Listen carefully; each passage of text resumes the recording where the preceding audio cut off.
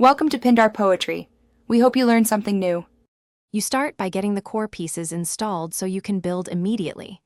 Install the Flutter SDK and add it to your path so commands run from any terminal. Then install Visual Studio Code and add the Flutter and Dart extensions.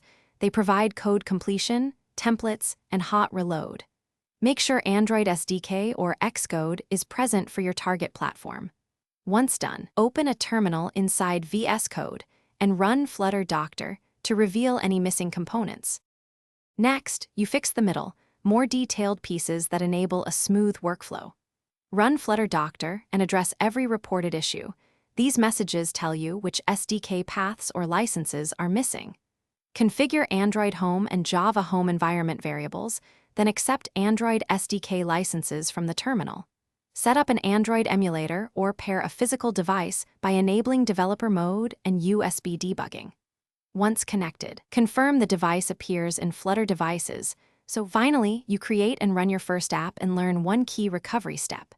Use Flutter Create My App, then open that folder in VS Code and select a device. Press Run and Debug, or use Flutter Run in the terminal. Hot Reload updates UI instantly, while Dart DevTools helps trace performance. If something breaks, rerun Flutter Doctor V to get verbose diagnostics, then restart VS Code and the emulator or unplug and replug a device. This often clears lingering path or tooling issues. Thanks for watching. Consider subscribing if we helped you.